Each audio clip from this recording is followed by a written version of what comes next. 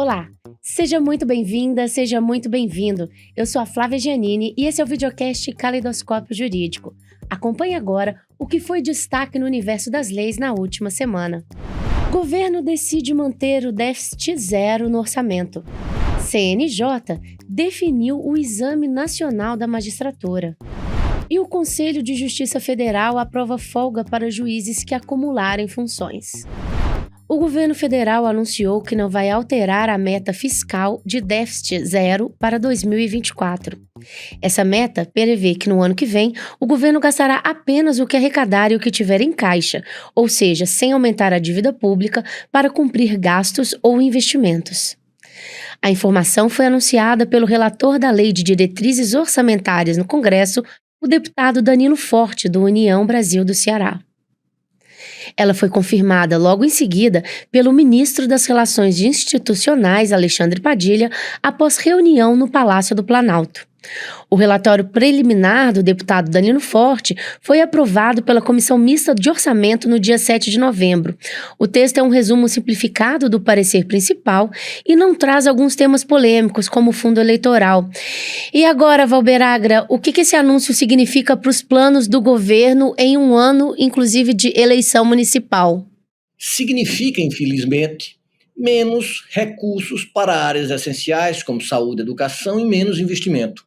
Foi inflexão do governo para as premissas neoliberais.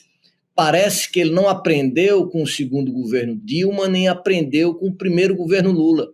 Porque o déficit zero significa menos dívida pública? Não, infelizmente não. Por quê? Porque isso não é o superávit nominal, é o superávit primário. Você não coloca juros nem os encargos da dívida. Com a taxa Selic exorbitante como esta, a mais alta do mundo ainda, vale reprisar, não vai ter dinheiro para a educação, não vai ter dinheiro para o investimento, e a dívida, em vez de diminuir, vai continuar aumentando. Porque o que faz a dívida aumentar ou não é os gastos públicos, são os gastos públicos com o juro e com os encargos. Se tem uma discussão no Brasil interditada e os movimentos não têm a coragem de desvendar isso, é a questão da dívida interna. Não tenho dúvida de dizer que é a pior ignomínia hoje das nossas instituições. E nem os setores, a direita e a esquerda, dizem isso. Não tem clareza para dizer isso. Veja, ficam envergonhados.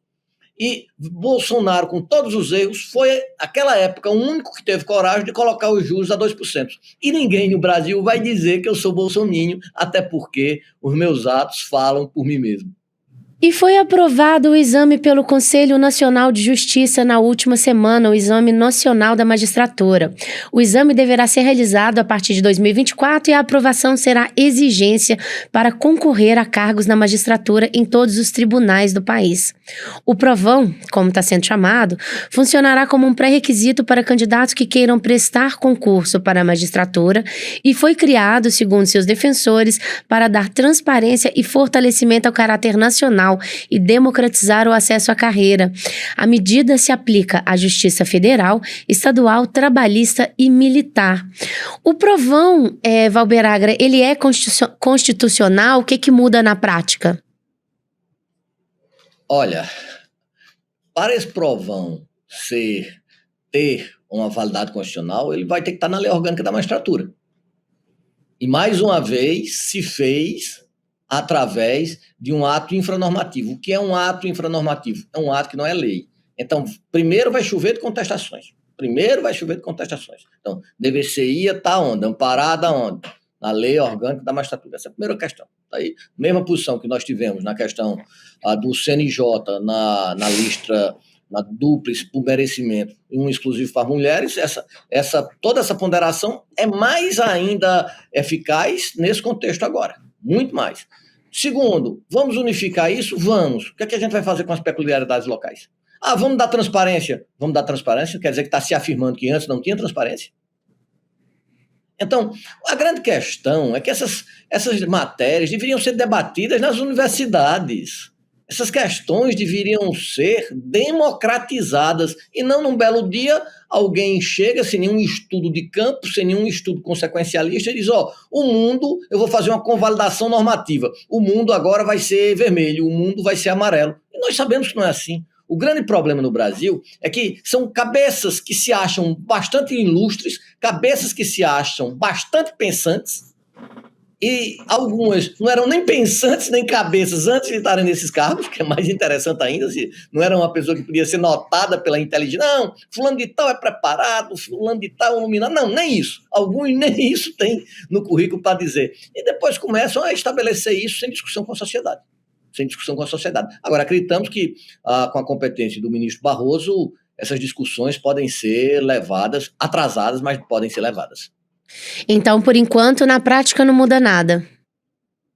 Não, vai mudar desde que não haja uma medida, uma ação direta de inconstitucionalidade, ou uma DPF, no caso, acho que é um ADIM, ação direta de inconstitucionalidade, que possa interromper a eficácia dessa medida. Se a medida não for interrompida, eu começo a ter validade e acho que no próximo concurso. Certo. E o Conselho da Justiça Federal, o CJF, editou uma resolução que estabelece benefício para juízes de primeira e segunda instância. Conforme o texto, os magistrados federais que acumularem funções administrativas ou processuais extraordinárias terão direito a um dia de licença para cada 3 dias de trabalho. Em poucos minutos e por unanimidade, a medida foi aprovada logo no início de novembro. Os juízes também podem optar pelo pagamento proporcional, Valber Agra, e os pagamentos ficam valendo, inclusive, para o período de férias da magistratura. Lembrando que juízes têm 60 dias de férias anuais. O que isso significa para o sistema jurídico e para a agilidade dos processos, Valber Agra?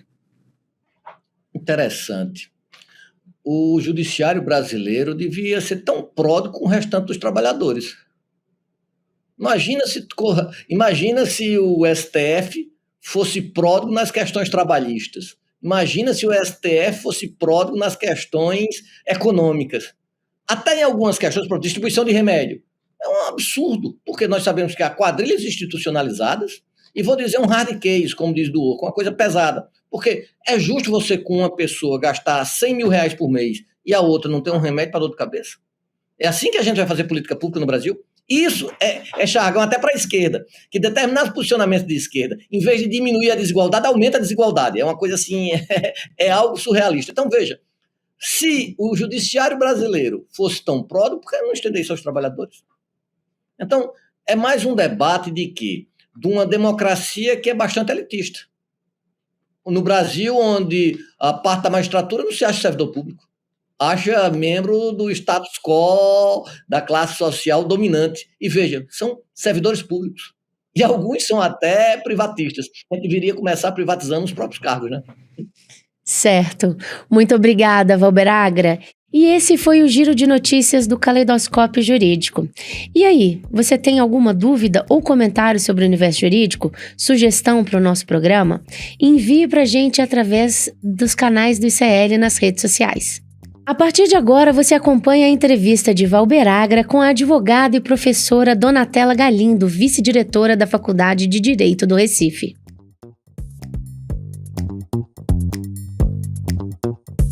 Minha saudação a todos e a todas. Esse é mais um Caleidoscópio Jurídico. E mais caleidoscópio do que nunca.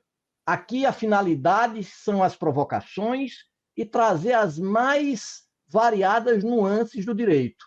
Hoje trazemos uma grande intelectual, Antonella Galindo, ao qual tenho uma amizade de mais de 30 anos. Ela é professora, é advogada, eleitoralista, constitucionalista, participou do impeachment, mestrado, doutorado, pós-doutorado com a Canutilho, é vice-diretora da Faculdade do Direito Recife, é professora de Direito Constitucional da Faculdade de Direito Recife, também do PPGD, do curso de mestrado e doutorado, vários livros publicados, palestrante renomada. Esse ano já perdi as contas de quantas aulas magnas ela proferiu. Então, uma pessoa extremamente capaz. Eu passaria para ela para suas saudações iniciais aos nossos ouvintes, Antonella. Olá, muito obrigada por essa saudação tão calorosa, Valber, que eu atribuo principalmente, menos aos meus méritos, mas mais amizade que nós temos durante tanto tempo, de fato. Minhas saudações, é uma honra, uma grande alegria estar aqui no Caleidoscópio Jurídico, falando para essa plateia sempre tão seleta, né, de um programa como esse, do ICL também, que eu sou muito fã, acompanho muito o ICL Notícias, né, com Eduardo Moreira, com todo aquele pessoal top de linha, uma das minhas principais fontes de informação, e agora muito contemplada com todos esses programas do Caleidoscópio Jurídico, de ver meu queridíssimo amigo Valber comandando isso, e não tenho outra palavra a não ser alegria e honra de estar nesse espaço, de ser convidada para esse espaço. É algo realmente muito prazeroso de minha parte. Estou à disposição de você e de todos os ouvintes e todas as ouvintes do ICL. Minha saudação a todas e todos. Vou começar com a primeira provocação. Todo mundo sabe que aqui as provocações não são nem quase sempre o que penso, mas vou começar com a primeira. Há quase 30 anos lhe conheci como Bruno Galindo, hoje Antonella Galindo. O que é que mudou nessa fase de transição para o universo jurídico? Porque quando formos lhe chamar, não chamamos você pela condição de uma trans feminina, chamamos você pelo seu cabedal intelectual. Você não precisa estar aqui porque fez uma transição. Mas eu queria lhe provocar. Essa transição mudou o quê? Você ficou mais sensível? Você hoje tem outra visão? No seu objeto epistemológico, mudou alguma coisa, Antonella? Eu diria, Valber, que mudou em alguma medida, no sentido de que foi uma trajetória muito longa, muito complexa, assumir uma identidade de gênero que, na verdade, corresponde à minha verdadeira identidade de gênero desde sempre, mas que eu ocultava por diversas razões, inclusive por não me sentir preparada para isso. Vivíamos uma outra época, né, Valber? Assim, somos de uma geração, praticamente a mesma geração, e vivíamos uma outra época em que esse tipo de conduta era muito recriminada, e a própria incompreensão do que seria a transexualidade, a homossexualidade, todas essas coisas, nos faziam muito refratários a essas possibilidades, como a possibilidade que eu tive, já com a carreira consolidada, de assumir, né, de criar coragem e força psíquica para assumir essa nova identidade. Eu creio que há uma mudança no sentido de que, de algum modo, o meu aflorar como mulher trans dentro do ambiente jurídico, isso fez com que eu virasse um pouco um símbolo de muitas das lutas das mulheres trans e dos segmentos vulnerabilizados, o que me trouxe uma responsabilidade de me dedicar um pouco mais a temáticas que dizem respeito à nossa existência, a nossos direitos, a aquilo que, de certo modo, eu já fazia, mas que hoje eu faço com atenção maior e com a capacidade de dizer do meu lugar de fala. Então, assim, a questão do lugar de fala ela é muito importante, embora ela não deva nos engessar. Eu acho que qualquer pessoa pode falar sobre esse tema, mas nos traz mais responsabilidade, porque para além de ser uma jurista, uma professora, alguém que tem, de fato, uma carreira longa já dentro do ensino, eu tenho 25 anos como professora, mas me traz essa carga adicional e me traz essa responsabilidade. Mas, de fato, eu sou uma professora de direito constitucional e, nesse ponto, não há uma mudança significativa. Todos os temas do direito constitucional me interessam. Eu continuo sendo uma estudiosa da jurisdição constitucional, dos direitos fundamentais como um todo, do controle de constitucionalidade, do federalismo, da separação de poderes. Tudo isso me apetece. Agora, com essa carga maior, eu não sou monotemática, eu costumo dizer, mas com uma carga maior de responsabilidade pela posição que eu ocupo e pelo destaque que, de certo modo, eu passei a ter, já que antes eu era destacada apenas pela minha produção intelectual.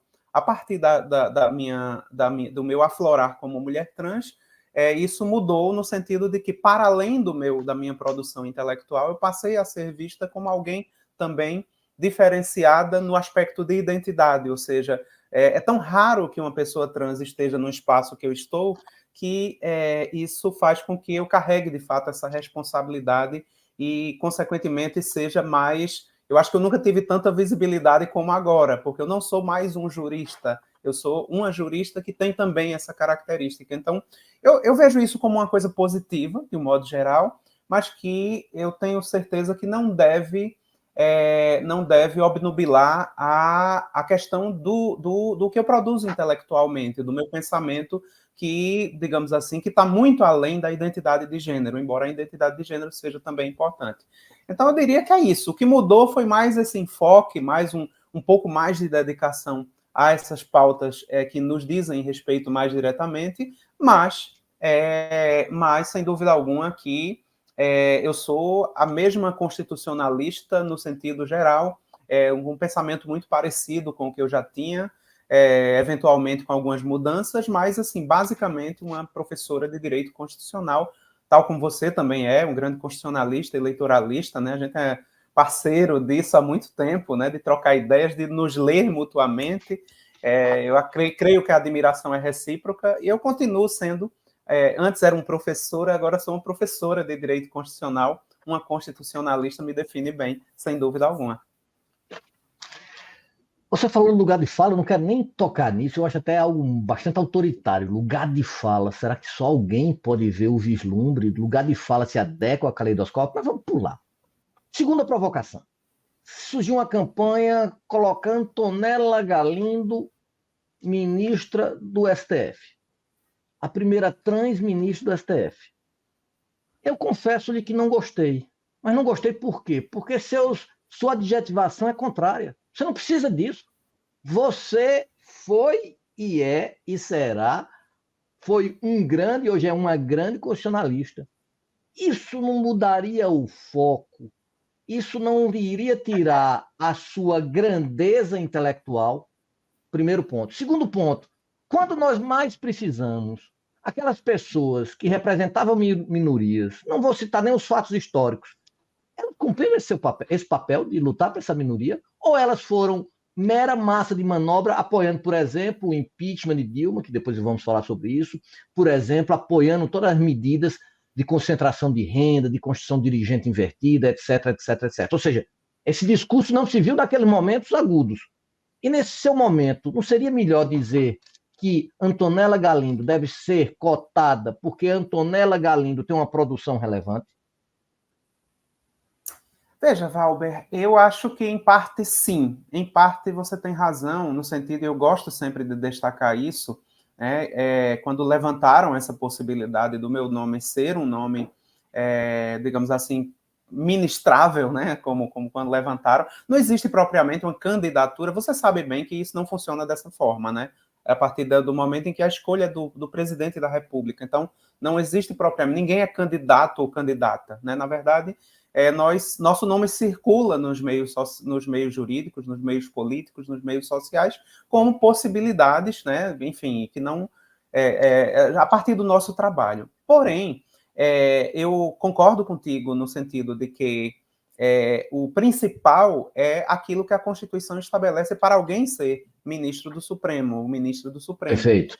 No sentido de que notável saber jurídico, reputação ilibada, a experiência, tudo isso, de fato, é o fundamental.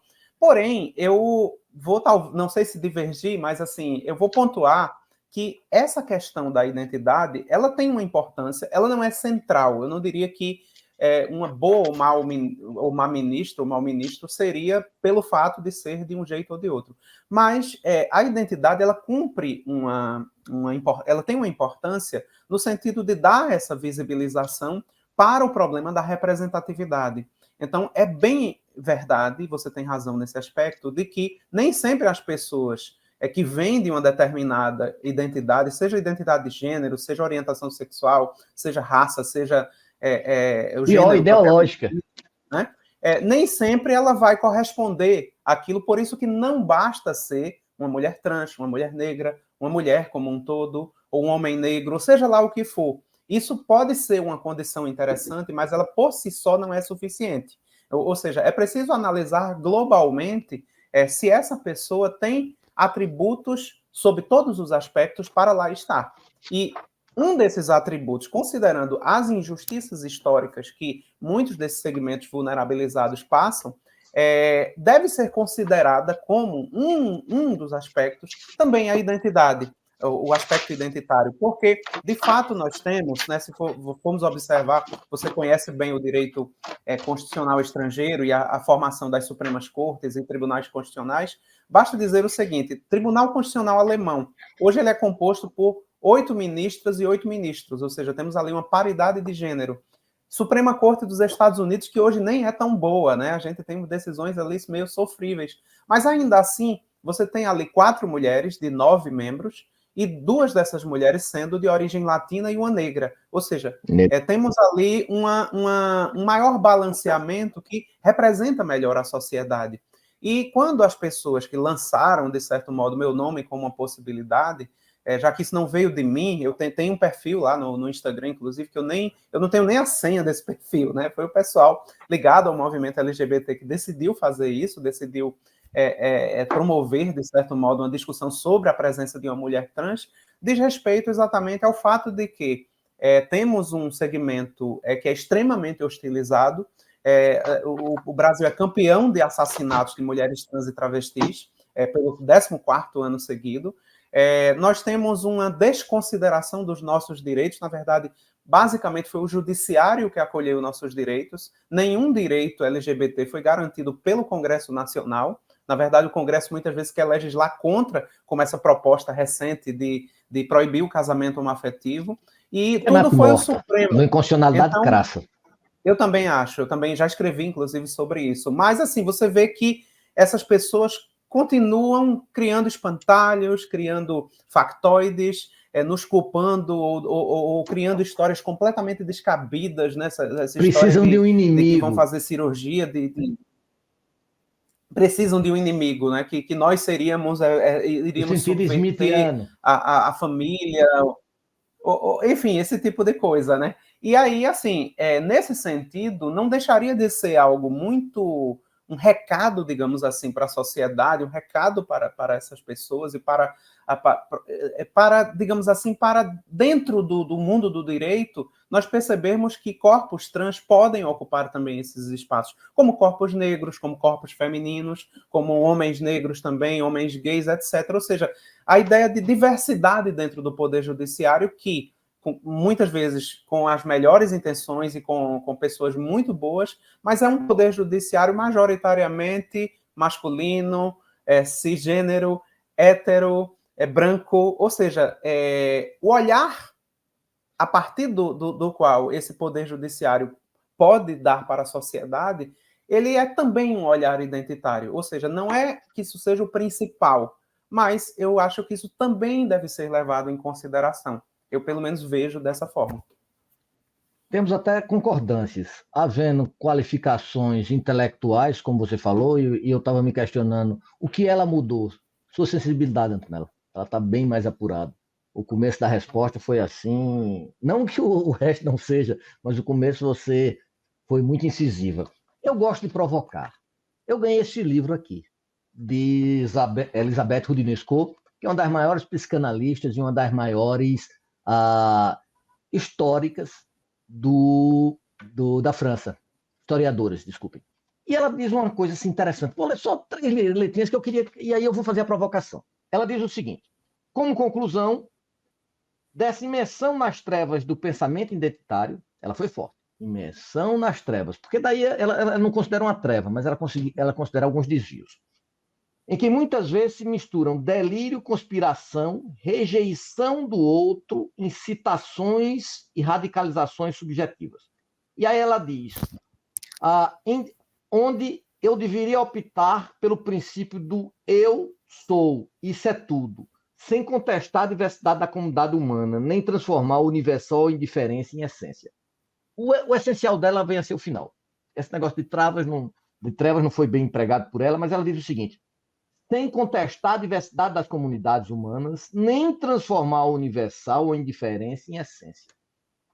Será? E eu sou um adepto das subjetividades, até porque venho estudando de muito tempo a psicanálise. Acho a coisa assim fantástica. Se tem um denominador para lhe representar, não só pela sua vida intelectual, eu diria coragem. Coragem de assumir sua subjetividade. Pouquíssimas pessoas teriam essa coragem. Isso aí todo mundo sabe disso, todo mundo lhe admira mais por causa disso. Eu já lhe admirava antes pelo seu cabedal intelectual. Isso aí só vem a ser um plus a mais. Mas vamos lá.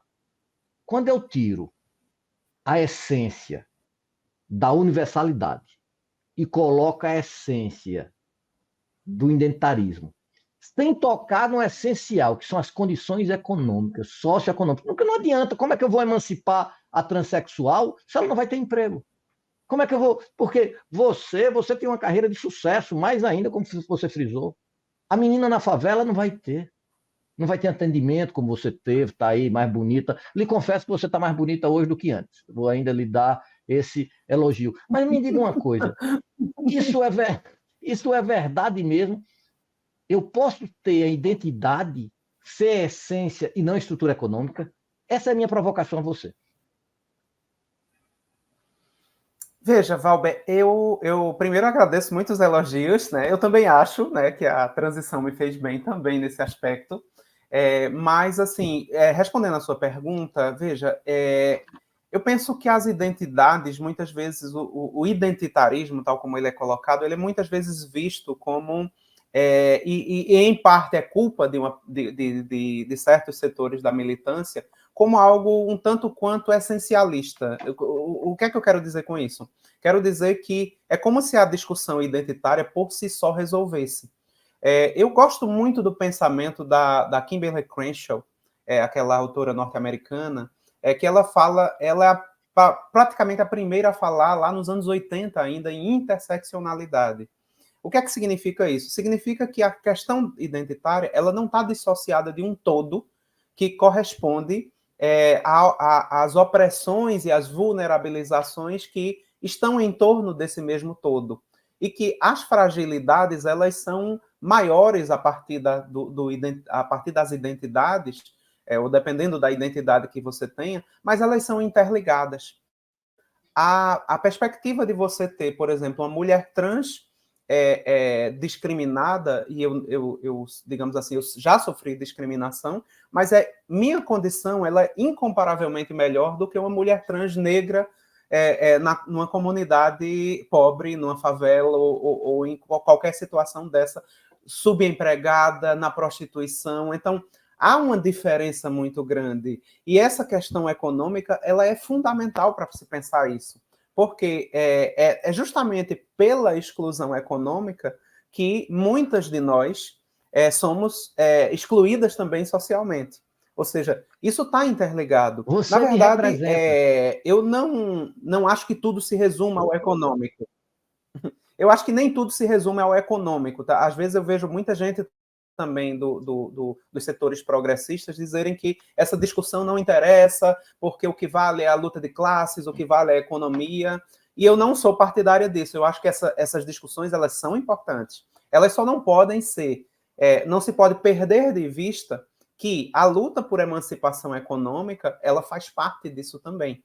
Então, a discriminação ela vai ser menor na medida em que esses setores vulnerabilizados também se emancipem economicamente. Então, a interseccionalidade tem que ser pensada dessa forma. Vamos pensar as identidades e as suas especificidades, a necessidade de cotas, a necessidade de políticas específicas de ação, de amparo a esses segmentos vulnerabilizados, mas, por outro lado, as transformações econômicas necessárias a criar modelos de desenvolvimento e de justiça social que possa, inclusive, permitir mais esclarecimento, menos preconceito, menos discriminação.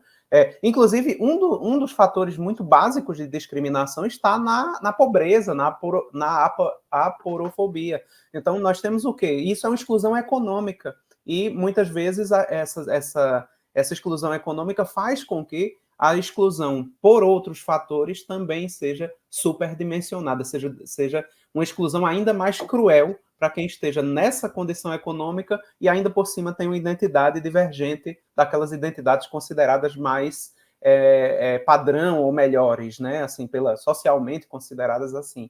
Então, eu penso que é pensar basicamente a interseccionalidade. É a ideia de que essas coisas não são separadas. Não basta que eu possa, como mulher trans, ter os meus plenos direitos como mulher trans atendidos, que eu possa fazer cirurgias, que eu possa, enfim, ser uma mulher deslumbrante, ter digamos assim, meu êxito profissional, econômico, e dane-se o resto. Não dane-se o resto. É preciso pensar como essa sociedade, como essas questões estão inseridas nessa sociedade e o papel relevantíssimo da emancipação econômica, inclusive na promoção desse direito antidiscriminatório, do combate a essas discriminações.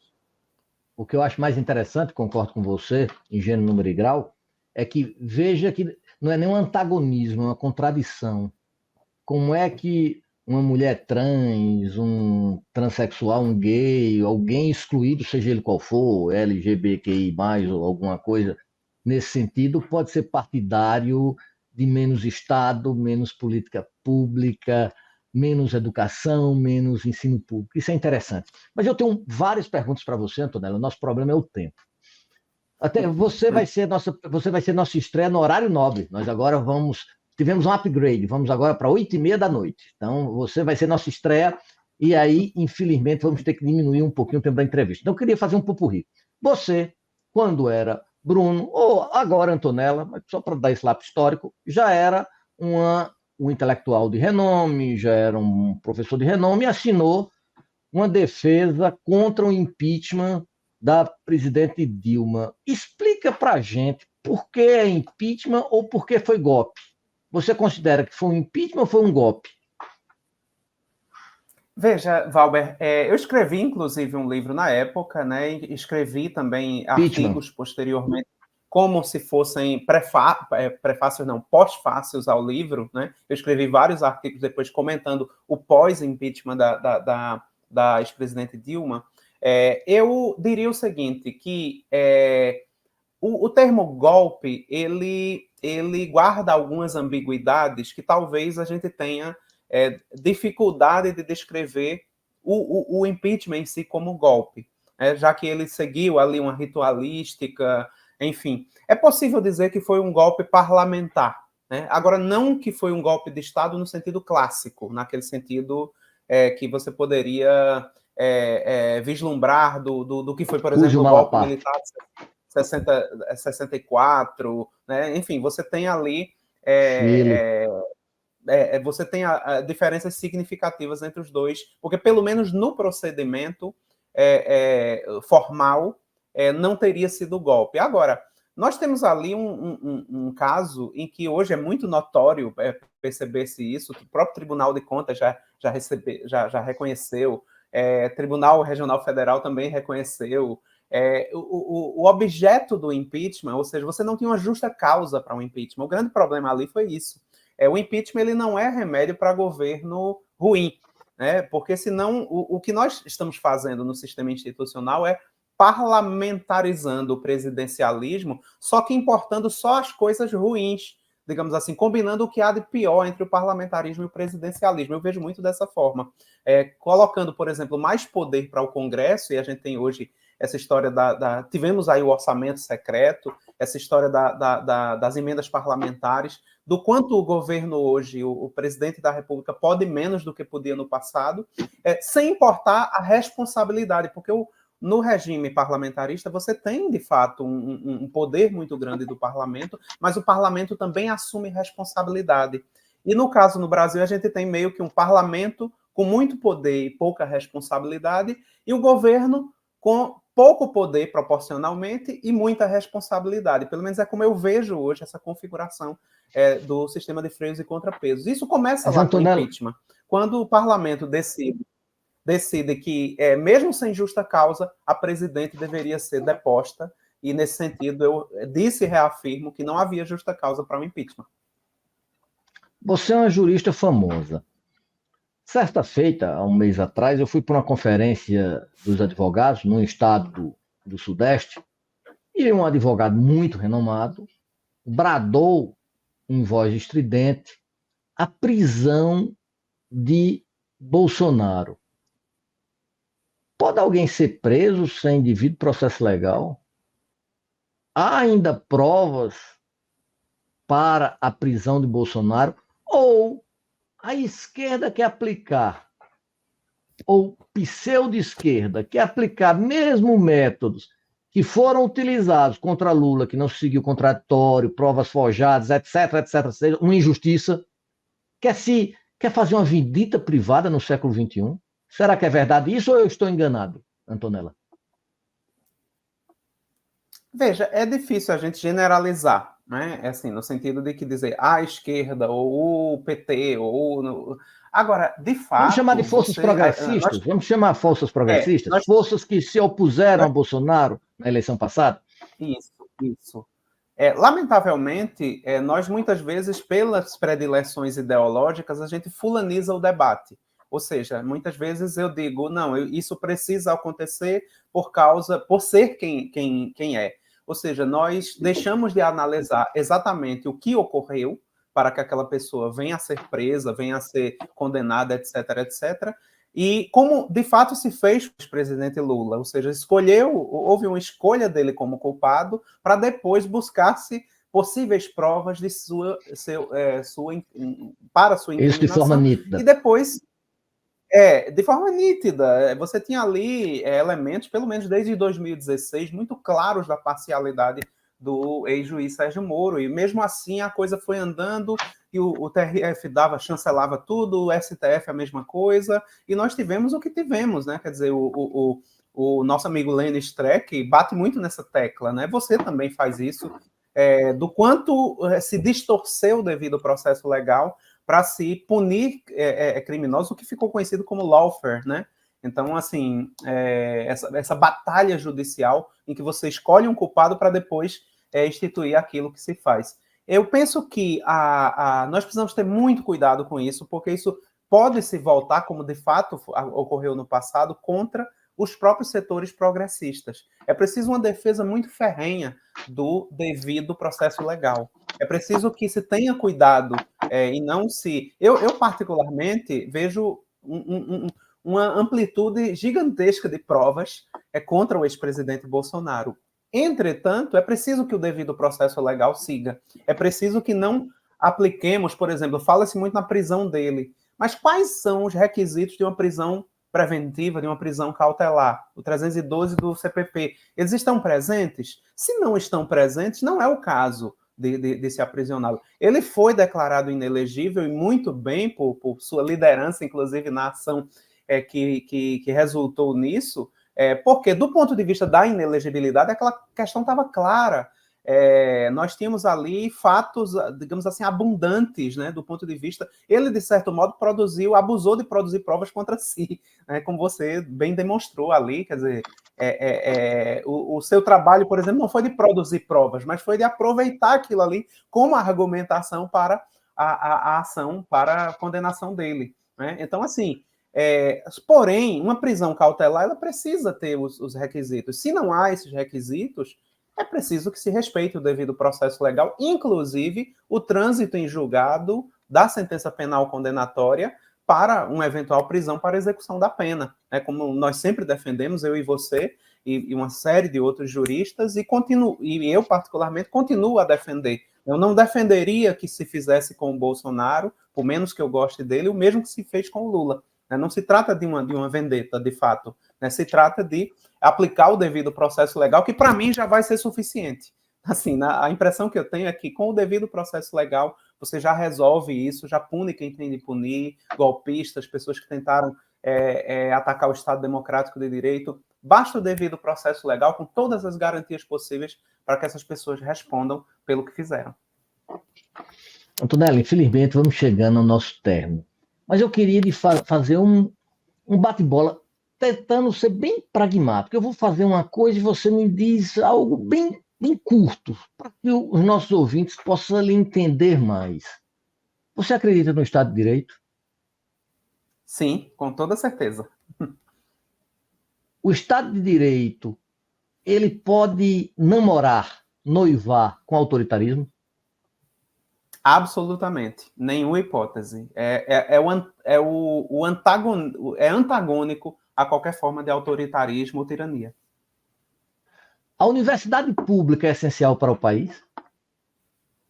Olha, como professora de uma universidade pública das mais renomadas, com certeza é. né? A produção científica, a pesquisa, o que nós fazemos faz com que o país seja ponta em muitos assuntos, em muitos temas científicos, e é quem mais produz pesquisa científica no Brasil. A universidade pública, ela precisa continuar pública, precisa subsistir, o que ela precisa é de mais investimento, principalmente. Recursos humanos temos altamente qualificados, mas precisamos de maior atenção e maior investimento, como a educação de modo geral.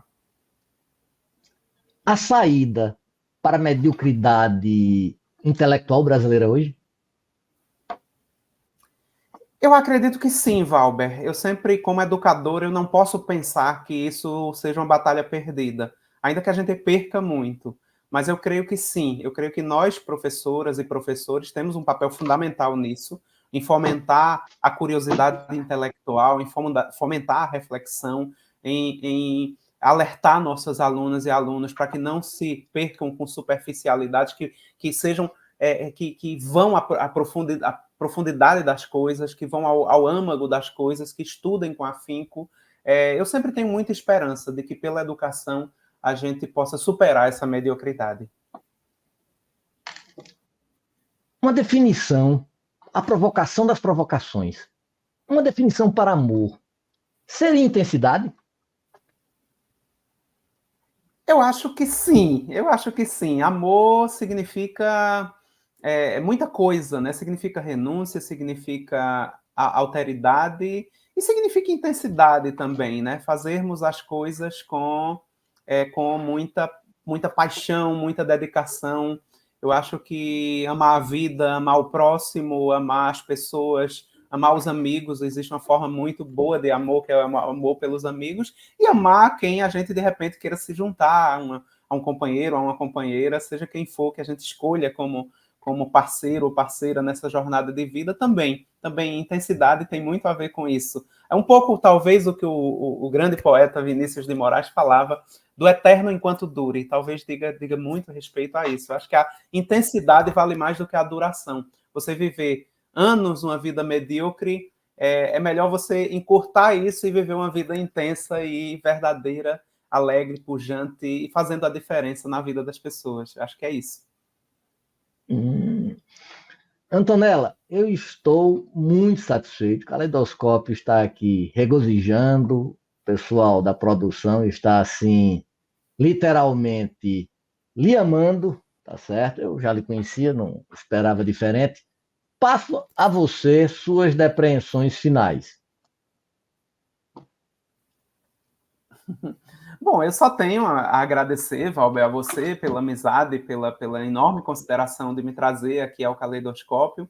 Agradecer ao ICL, agradecer a todo esse pessoal que eu admiro tanto e que me assim, companhia cotidiana nas manhãs, né? Que eu me informo enquanto estou tomando café, já estou ali ligando no Demore lá no início, com o Desperta, né? Depois o ICL Notícias lá com Eduardo Moreira, os Chicos, né? Que tem vários, né?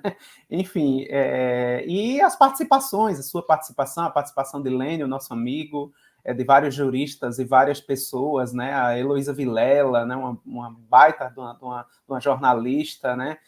Enfim, admiro bastante vocês e para mim é uma honra gigante estar aqui. Uma alegria muito grande estar aqui participando disso. Estou sempre à disposição, você sabe disso, tem meus contatos, né? Agora o ICL também tem. E só dizer isso, né? De que falar sobre esses temas, falar sobre minha trajetória, falar sobre tudo que nós pensamos enquanto intelectuais, é sempre um prazer muito grande e eu estou sempre à disposição para isso. Muito obrigada, de coração, pela acolhida e por essa oportunidade para trocarmos essas ideias, para fazermos esses bate-bolas tão interessantes, e você se revelando aí na condução, né? Eu não tinha ideia desse seu novo talento, dentre tantos que você já tem, né? De uma condução assim espetacular desse nosso encontro. Muito obrigada a você também, querido amigo. Antonella, o Caleidoscópio Jurídico, o ICL, gostaria muito de agradecer a você, dizendo que não foi uma consideração. Eu diria que foi mais do que uma atestação, foi mais do que um reconhecimento, foi toda a comunidade jurídica dar oportunidade para que você pudesse mostrar esse seu talento, que é um talento de muitos anos. É um talento que já vinha antes. A única coisa que eu vi diferente é que você está mais bonita, tá certo? E que sua sensibilidade aflorou. Mas o ser humano, como você, tivesse um adjetivo para qualificá-la, eu diria intensidade, sentimento e coragem.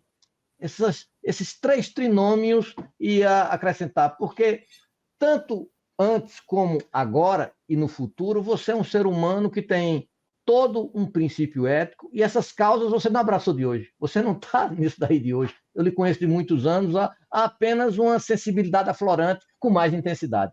Então, com essas palavras, eu me despeço de você. Espero que não seja uma despedida aqui no programa, seja uma até breve. E aqui, você sabe que ainda esse ano nós nos veremos, viu? Um abraço muito caloroso e forte para você, e vamos nos encontrar lá no Café da Jaqueira. Um abraço, e eu me despeço a todos e a todas, lembrando que o Caleidoscópio Jurídico agora às 20h30. Obrigado a todos e a todas. O videocast Caleidoscópio Jurídico fica por aqui. O próximo episódio vai ao ar terça-feira, às 8h30 da noite, no YouTube, por onde você acompanha toda a programação do ICL. Você também pode acompanhar o videocast quando quiser nas principais plataformas de áudio.